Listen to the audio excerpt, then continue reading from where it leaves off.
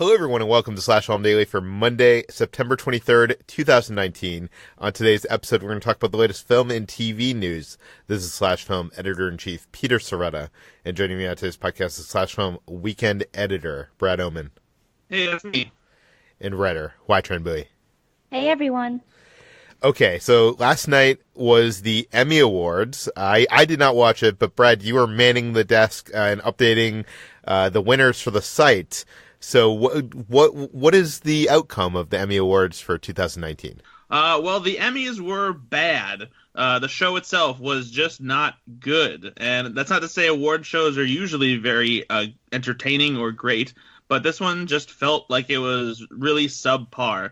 Not having a host this year didn't work nearly as well for the Emmys as it did for the Oscars.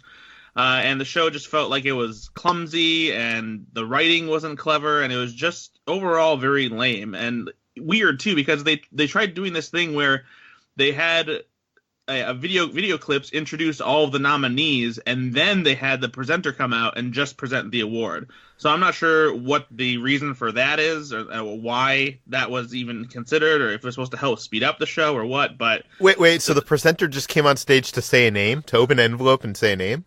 Yeah, like they did like a little bit like they usually do, during awards presentation, and then they just announced the winner. That's all the presenters did. All the nominees were like, with the exception of a few instances, were announced by the clips. That does sound bad. Yeah, it was very silly. So, but overall, the winners, the outcome for some of our favorite TV shows was pretty good.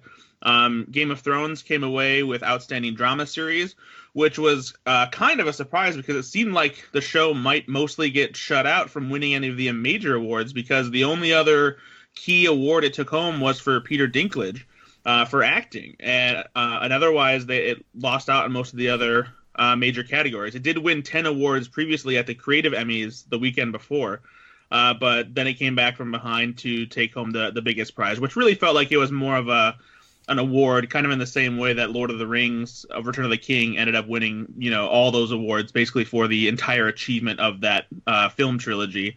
I think that this award really felt like it was for Game of Thrones overall.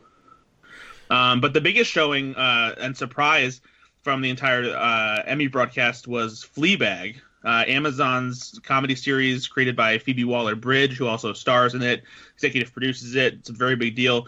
Won a ton of awards, including Outstanding Comedy Series. Phoebe Waller-Bridge won several awards herself for writing and acting, and it was a big night, and especially because it upset favorites like Julia Louis-Dreyfus for Veep, and even Veep itself, which was in its final season. So yeah, it was a big night for some of our beloved shows. Barry also took home some key awards, including Bill Hader getting lead actor in a comedy series, and yeah. What was there any huge upsets or things that we didn't expect or want to happen? Maybe one of the biggest surprises was in the directing for a drama series category. Jason Bateman won for Ozark, which again, we're not really sure that anyone actually watches Ozark. Hey! I've watched Ozark. Ben has watched Ozark. Ben has written off Ozark, but still. Would you say that its directing is the best directing, though? No. It is good, though. It is actually pretty good. You'd be surprised at Jason Bateman as a director, but I do agree that is ridiculous. It's crazy because Jason Bateman beat out 3 other director nominations for separate Game of Thrones episodes. And so maybe that's a testament and kind of a slap in the face to Game of Thrones a little bit, kind of showing them, hey, this last season wasn't so great, so we're going to give this award to somebody else. But it could have been also that they split the vote. Do you know what I mean? And that's very true too. That's actually what a lot of people think too, because Game of Thrones had multiple nominees in a lot of categories, including the acting categories, and it's very likely that people who love Game of Thrones were split on who should get the award, and that's likely why we ended up with the winners that we did. Okay, so This isn't quite a surprise, but a big snub for me, of course, was Amy Adams in the acting category for Best Actress for Sharp Objects. I honestly think it's one of her best roles in her career, and she has been snubbed time and time again by both the Oscars, the Emmys, most award shows, so it's not a surprise again, but it's just who beat her out though? beat her out for Best Actress was, I think, oh, was it Julia Garner in Ozark? Well, Sharp Objects was limited series, right? Oh, it was limited Oh. series. I'm sorry. Yes. So- Sharp Objects was limited series was Michelle Williams for Fosse Verdon. Okay, well, there's that. I guess after seeing all this, I guess I'm gonna have to finally watch Fleabag, guys. It's so good, Peter. I know. It's so well written, and I've talked about it enough, but yes, watch it. I mean, I like Phoebe. I loved her in Solo. I liked her other show, that spy show. What's it called? Killing Eve. Killing Eve, which I know is not as much of a comedy. So I think I'm going to have to check this out eventually. Once I'm going to put it on the list. Okay, so that does it for the Emmys. You can read the whole list of winners and losers on slashfilm.com. I will link that in the show notes. Let's talk about Star Wars. There's going to be a new comic book that reveals Kylo Ren's dark side origins, and the writer of that book apparently warns fans that they are not going to be happy with this. They're not going to be satisfied. What do we know, HD? Yes. I think he's kind of taking sort of cautious steps for fans because he is writing The Rise of Kylo Ren, which is a 4-part Marvel comic book series that's debuting in December. And he gave some teases about this comic book. He talked about how this series will go into the tragic story of Ben Solo and his path to the dark side.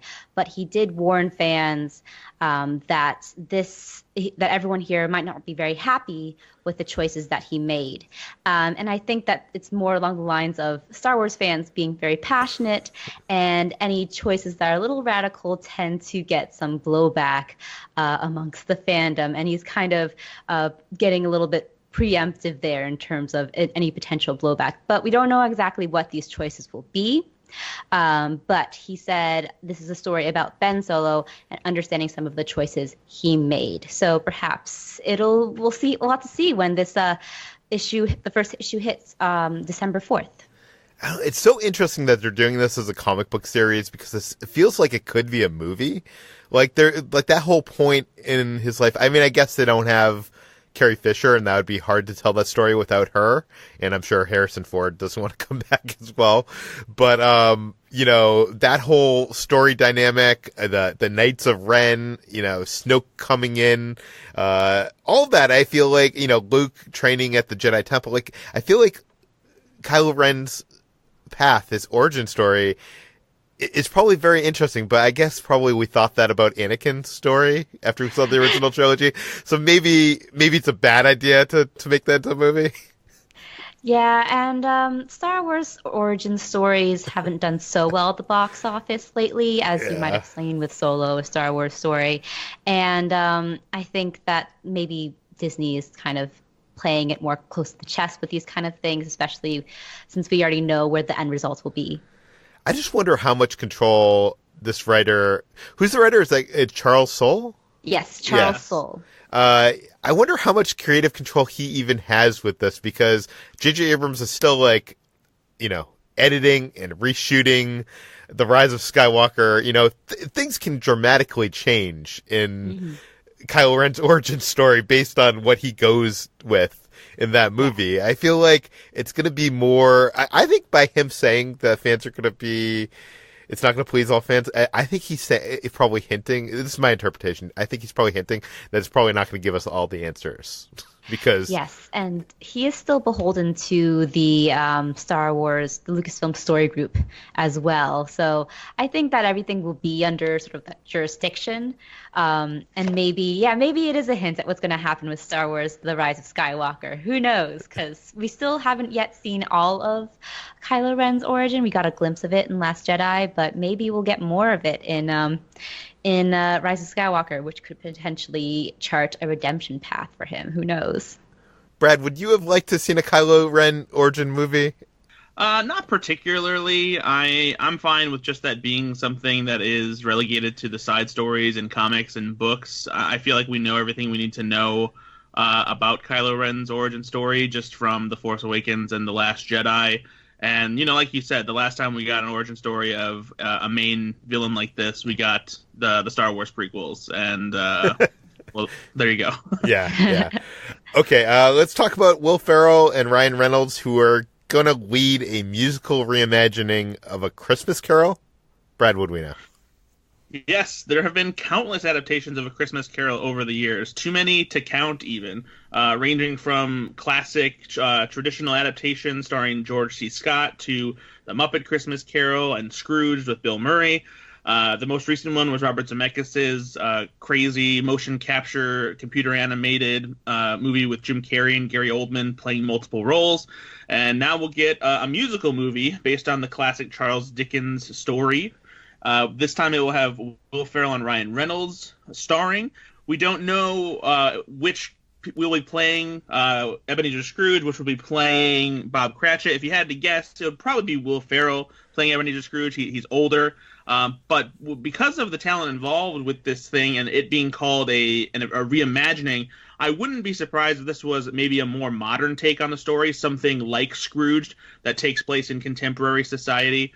But we just don't know many of the details as far as how this will play out. But we do know it'll probably be at least a little bit less traditional because of the talent involved behind the camera. And that's Sean Anders and John Morris. They're a writing duo best known for scripting movies like Daddy's Home and We're the Millers. Sean Anders has directed movies like That's My Boy. They've also written things like She's Out of My League and whatnot.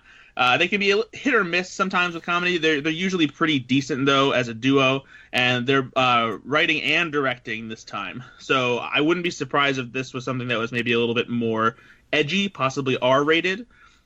Ferrell and Reynolds are both producing through their respective production banners, as is Mosaic, which could possibly be worrisome simply because Mosaic has been producing Will Ferrell's movies for a long time because that's his management company that represents him. But they most recently produced Holmes and Watson, which did not turn out very well.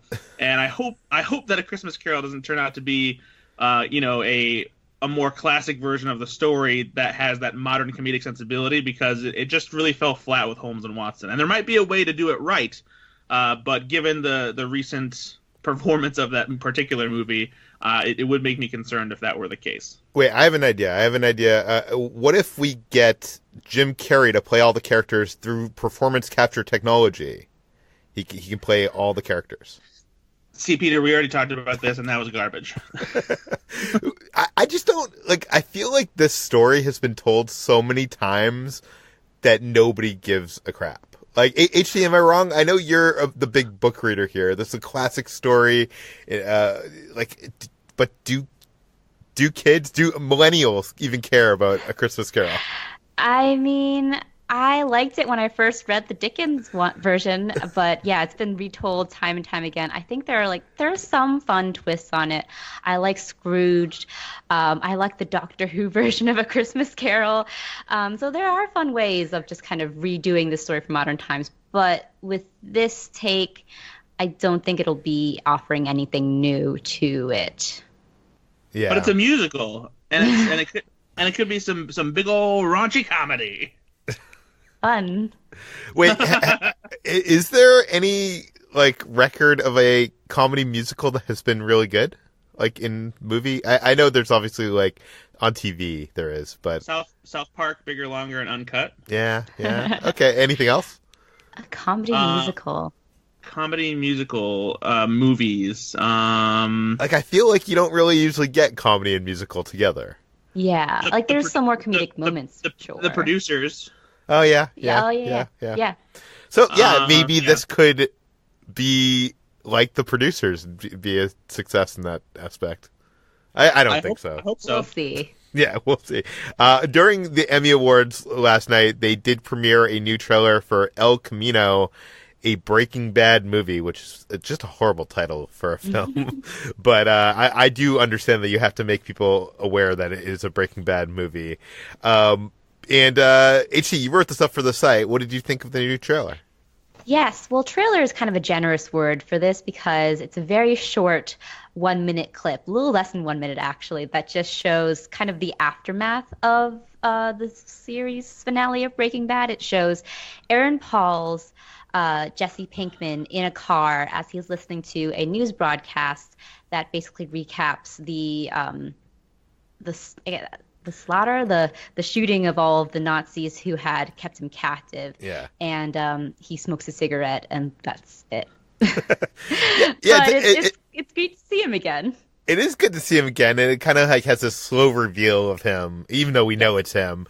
But like, it doesn't really tell us much about what this movie is going to be.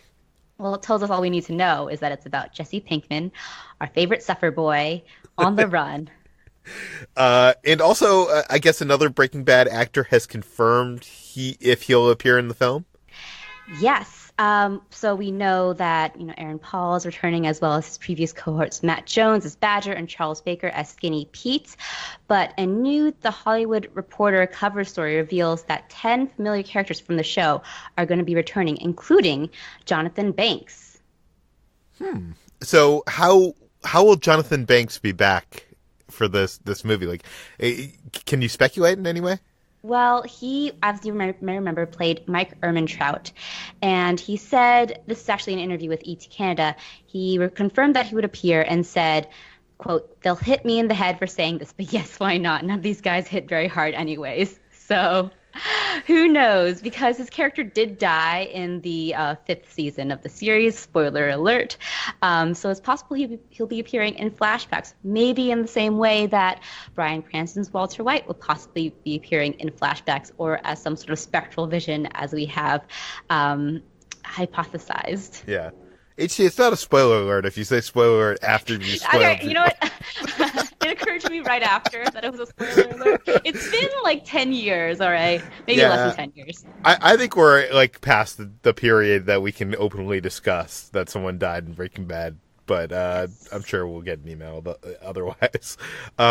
Okay. Let's talk about our final story. This is something that Chris wrote up, I think, last week. We just never got to it. It is about how moviegoers want fewer trailers before movies. Brad, what do we know here? Well, there was a poll that was recently conducted that found that, surprise, people who go to the movies just don't want to see that many trailers when they go to see movies, because they just want to watch the movies that they paid to see. Hollywood Reporter highlighted this poll, found that nearly 6 in 10 Americans, roughly 59%, say that 1 to 3 trailers attached to a movie is an ideal number. Only 21% of those who responded are in favor of watching 4 to 6 trailers, and then only 2% would like to see 7 to 9 trailers attached to a movie. 2% of people want to see 9 trailers on a movie. Some people love trailers. But I love trailers, but I think the sweet spot is like 3 to 5. I agree, and because I do think that it's a little bit excessive once you start hitting between 15 and 20 minutes, and the standard nowadays is usually that. And I think closer to 15 is probably what's preferable. AMC theaters, I know, because that's the chain that is nearest to me that I frequent most often. They pretty much always have exactly 20 minutes of trailers, and it starts to feel a little tiresome towards the end. I don't mind it as much as others, simply because even though I've seen a lot of the trailers that are already playing before these movies, I usually like to see how audiences react to the trailers, to see if they're kind of feeling the same vibe that we are here in film blogging land, because sometimes we can think that audiences are on the same page as we are, but can be a little bit out of touch from time to time because we're just so ingrained in the entertainment world. So it's one of those things where I wouldn't mind if there were less trailers. I'm not upset if at the current rate, but obviously people want less of them. So I don't think that's going to change anybody's mind, though, because actually movie theaters are just looking to add more material before movies. We did another story recently where Regal Cinemas and Cinemark actually struck a deal with National Cinemedia to add more in-theater advertising. And these are commercials that would play in between some of the early trailers and the trailers that the studio attaches to the movie that are usually for films that the studio wants to promote with that particular movie. Okay, that's obnoxious. Yeah, it's not quite as bad as it sounds. They're going to have a single 30-second or 60-second commercial spot that would play right before the attached trailers. They think that it's a sweet spot for advertising, kind of like a premium Super Bowl spot in a movie theater, if you will, because by this point, most people who even arrive to the movies late have gotten there and will likely see this commercial. But I get worried because I hope that this isn't like a new trend where they're trying to pack more, stuff in front of the movie. It's already to the point where theater chains, they have a pre-roll show that has advertising for TV shows and, different businesses and companies and whatnot. And sometimes that pre-roll show is allowed to go 5 minutes into the showtime. And so I'm just worried that we're going to get more of these commercials, and it's just going to feel like complete overload. Do you think, I feel like as a kid when we went and saw movies in the theater, we got at least 3 trailers, if not 5, which would be like 15 minutes of trailers. So I don't feel like we're getting more trailers now. I just feel like it's that pre-show entertainment that is now making it a little bit more obnoxious. Or what do you think? I mean, yeah, I guess so. And it's like, because you used to get to the theater early and you would just sit there and they would have maybe like slides that would advertise local businesses, and would tell you like, hey, go see Dr. Kilroy, your dentist, and stuff like that. And so now it's a full blown like, oh, you want even more entertainment? Pow! Here's Maria Menounos talking about the third season of whatever cowboy shows on CBS.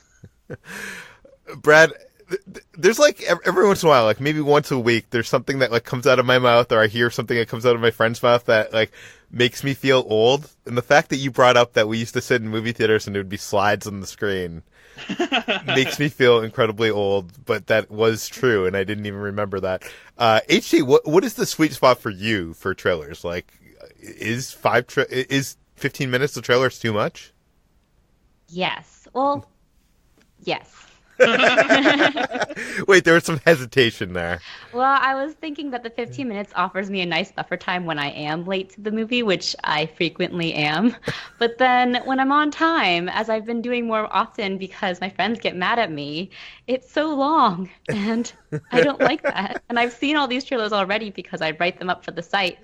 And yes, I know that a lot of people have not seen them yet, and some people really enjoy the trailer going experience. I used to really enjoy them, but 15 minutes is so long, and it just adds so much time to the end of a movie. Yeah. Well, it doesn't look like it's changing. It looks like it's only going to get longer, unless moviegoers support like chains like Alamo Drafthouse, which don't even run any pre-show entertainment. They have like I think they showed 3 trailers before a movie or something like that. It's very minimal, whatever it is. They show that, and then they have like their Alamo Drafthouse package of like promoting their upcoming events and stuff like that. Okay, well that brings us to the end of today's Slash Film Daily. You can find more of all of our work and the stories you mentioned in today's show on slashfilm.com. This podcast is published every weekday on iTunes, Google, Overcast, Spotify, all the popular podcast apps. Please feel free to send your feedback, questions, comments, concerns to us at peter@slashfilm.com. And please rate and review this podcast on iTunes. Tell your friends. Spread the word. And we'll see you tomorrow.